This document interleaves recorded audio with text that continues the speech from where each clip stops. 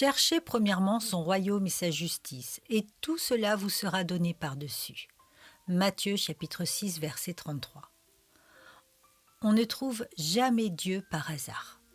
Quiconque cherche des objets au lieu de chercher Dieu devra se débrouiller tout seul. Il obtiendra peut-être ces objets s'il le peut, mais il n'aura jamais Dieu. Celui qui cherche Dieu dans le but d'atteindre les objectifs qu'il s'est fixés ne trouvera pas Dieu. Le Dieu puissant, le créateur du ciel et de la terre, ne veut pas être l'un de nombreux trésors, pas même le principal de tous les trésors. Il veut être tout en tous, où il ne sera rien.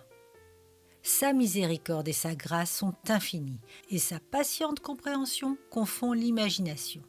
Mais il n'aidera pas les hommes dans leurs efforts égoïstes pour un gain personnel.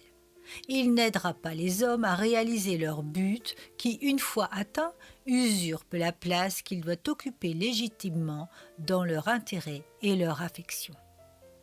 Pourtant, le christianisme populaire cultive l'idée que Dieu existe pour aider les gens à progresser dans ce monde.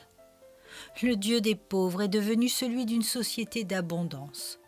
On entend dire que Christ ne refuse plus de se conduire en juge ou de faire un partage équitable entre deux frères cupides. On peut désormais le persuader de prendre la défense du frère qu'il l'a accepté pour obtenir du frère qui ne l'a pas accepté ce que celui-ci a de mieux. Le premier et plus grand commandement est d'aimer Dieu de toute la force de notre être. Là où un tel amour existe, il ne laisse pas de place pour aimer un objet.